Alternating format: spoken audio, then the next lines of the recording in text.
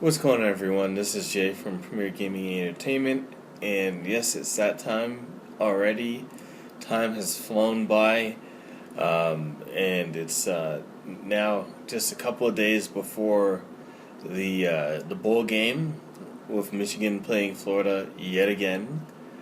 So I'm here to give you my predictions video for the game upcoming on Saturday. And first of all,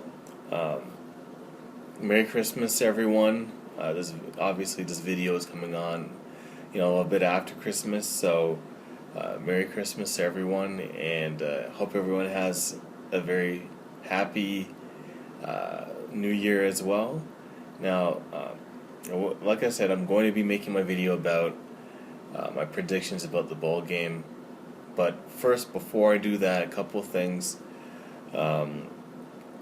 I haven't mentioned my videos, so I wanted to start doing it now.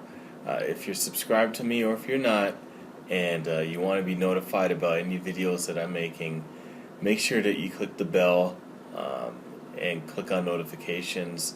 I'll just let you know that I'm posting a video, or even if I'm going live.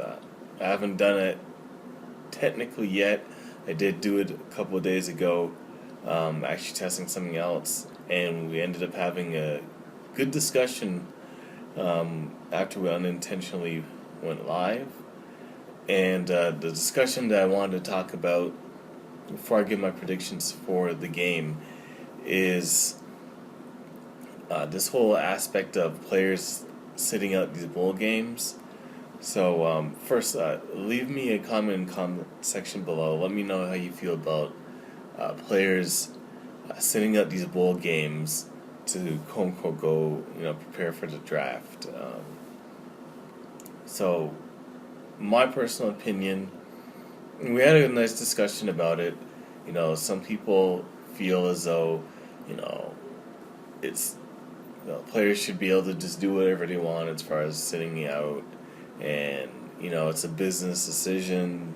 If they wanted to sit out to protect themselves from getting injured, go ahead and do it. I'm more on the lines of, if you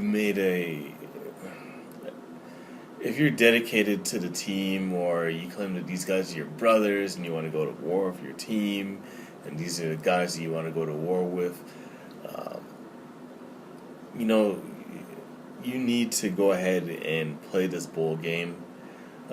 This is why I feel as though, and I might make a video about it. I was really going to make a video about this right after they made the announcement as far as the bowl games go, but I never got around to watching a previous video that I did about this. I didn't want to just reiterate the same facts, but they have to change the bowl game, how they decide who goes to these playoff games, because it makes these other bowl games, less of, it's no big deal, and that's why these guys are sitting out these games.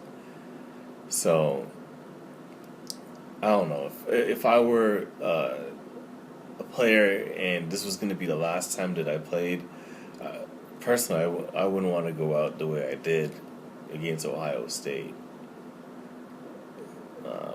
I would want to go out on a winning note. But I respect your decision. They don't want to play. My only thing is, and this is for Karan Higdon, which I don't understand. If you want to sit out the bowl game to prepare for the NFL draft, and you're not injured, and I understand it's all because of the money, but why are you going to, if you're not doing it due to injury, you're going to sit out this game with your teammates, but then you're going to go play in the Senior Bowl? I think that's jacked up. You got a guy like Chase Winovich that's basically foregoing getting immediate surgery to play in this Peach Bowl. And he's in the same predicament personally as Karan Higdon is. I mean, he's a senior. He's not he's not eligible to play another game as a Michigan Wolverine. But he's basically putting off getting surgery, so he is injured. It's not like he's not injured. He's putting off surgery so he can play in this game with his teammates one more time. I got all the respect in the world for him. I mean, that's the way, to me, it should be. I understand that, some of these guys, their draft status is on the line. Now, if you're hurt, I understand you not playing. So, like Rashawn Gary, I wasn't surprised that he said he wasn't playing. But Karan Higdon, Bushel Beatty, why is he foregoing the game? Devin Bush claims he's hurt. I don't know if that's the case, but it is bad business when two of your captains are two of the people that are deciding to sit out the bowl game. I mean, those are guys who are supposed to be the leaders of your team, that are supposed to be leading this team to victory in this Peach Bowl. They're supposed to be the voices of reason. They're supposed to be the leadership of this team. These guys are supposed to be the guys that are supposed to rile up the troops and bring them together and consolidate their effort into winning this Peach Bowl, getting that 11th win from Michigan. And instead of doing that, they're deciding, screw Michigan. We're going to do ourselves and do our own thing. So, I don't know. It's just a bad example for the rest of the team. Bad example for the young players to see their two leaders decide that they don't want to stick around to help us win this final game. But that's just me. That's just my opinion. Let me know how you feel in the comment section below as far as these guys skipping the bowl games. As far as the game goes, like I said, yet again we're playing Florida. I don't know how many times we have to play these guys. I'm tired of it. The NCAA, I don't understand why they couldn't just look at the fact that we played these guys before and find another team for us to play. One of the exciting things I like about college football, especially at the beginning of the season, is seeing us match up and play in our out-of-conference teams that we've never played before, just to see how we match up and stack up against teams. So, why we gotta play Florida yet again, I have no idea. They could have chosen anybody else. Why they had to choose Florida? But this game is going to be interesting. And the reason I say it's going to be interesting is because I think that had the players that are deciding to play or decided that they're going to sit out, had they had played, I would have been more definitive in my answer.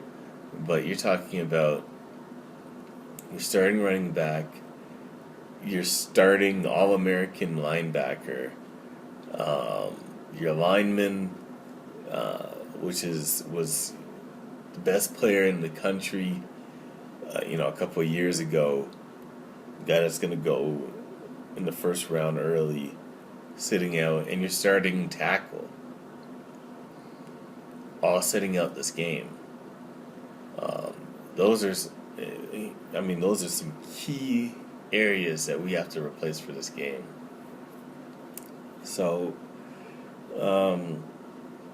I think if they had played, it would have been an easier victory for us. Now it's going to be definitely a challenge, and the challenge is basically it's going to be an opportunity game, and basically what I mean by that is it's going to allow players that probably wouldn't have played in the game unless we really blew these guys out, an opportunity to step in and showcase their talents for next year.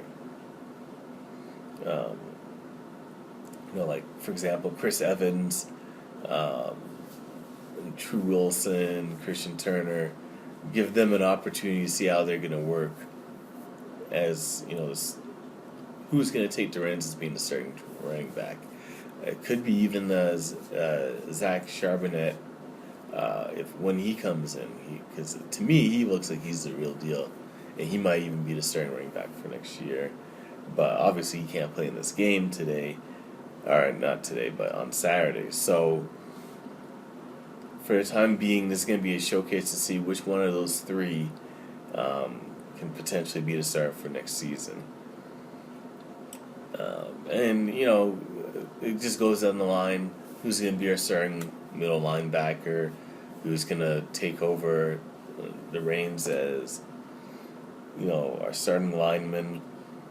The lineman, funny enough, as far as replacing Rashawn Gary, is not going to be as bad as the other couple positions, and the reason why is mainly because he hasn't been there all season, so that's not going to be as bad. Other than the fact that it's from a rotational standpoint, it's one less body, but it's not like we've been playing for the last few weeks consecutively. These guys have had a lot of rest, so you just go all out for this game. So I don't think that's going to be an issue. But Florida itself, you're looking at, technically speaking, quote unquote, 2 top 10 teams. They don't look like they have anyone sitting out, and for the most part, we know these guys. We played them to open up the season last year, and it's pretty much the same guys. So, offensively, I still think that they're a little bit challenged. Defensively, they're a very good team. So, I don't think that this is going to be a high-scoring game, especially the way that we still decide to play offense. So, this is going to be probably a low-scoring game unless Harbaugh decides he's going to open up things. So, this might be like one of these 17-14 type games. I still think that Michigan is the more talented and better team. Despite us losing and missing some of our key guys, and I think that we're going to win, but it's not going to be any type of blowout. It's going to be a real close game, and I think that we're going to win, but barely win. But like I said, I think that this is going to be an opportunity for not only for us to showcase these young guys that are going to be having to fill in roles for next season, but it's also going to be an opportunity, if he actually chooses to do so, to open up the playbook and step up and, I guess, show the world what the offense is truly capable of if you don't play this conservative 1980s smash mouth football. I mean, the team with, to me, 3 of the top wide receivers in the whole country could be so much better than what it is. I feel that Harbaugh is the one that's holding us back from being a better offense. The whole theme of everything that we do is run the football, run the football, run the football. Have like 20 tight ends out there. Throw the ball, go in shotgun, but throw the ball 5 yards every single time. Dink and dunk. Move the football slowly down the field. Don't run any plays any further than about 15 to 20 yards down the field. So you're always confined into this little tiny box like this, and that's where the defense knows that that's where I gotta play in order to shut these guys down, and that's why we suffer and struggle on defense like we do. So I would like to see us actually open up the playbook a little bit more, stretch the field, make these guys have to cover. I mean, why can't we do and run an offense similar to what Ohio State did to us in the game where they literally kicked our ass? I mean, their offense had guys just running free all over the field. We couldn't keep up with them. The field was spread out, and our vaunted #1 defense got shredded and looked like Swiss cheese. Now, I know part of that is because we had absolutely no pass rush, and because of that, Haskins had all day to pick us apart.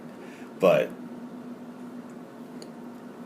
the point is that, you know, you see what the potential of an offense can be if you actually open it up and let the wide receivers, you know, run freely and get open. So I'd love to see us do something similar to that in the bowl game, just to see if we're capable of running a better and more widely open type of offense. So we'll just see how that goes. So anyways, that's it for the video. Thank you for watching. If you like the video, definitely feel free to leave a like on the video. As I mentioned before at the beginning of the video, if you haven't already and you want to know when I'm going to be posting more videos or if I'm going live or whatever the case may be, click the notifications in the bell, turn the notifications on for the channel, and that'll just let you know every time I'm posting a video. Leave a comment in the comment section below. Let me know how you feel about as far as the game itself, if you're excited about it, and what you think about guys sitting out the game, even though they're still eligible to still play. And if you like my content, definitely subscribe to the channel. We're still growing, definitely growing. This channel is trending upwards, and I'm excited about that. But I still want to grow even further and even faster. So if you like my content and you haven't subscribed, definitely subscribe to the channel. So anyways, thank you for watching the video, and go blue.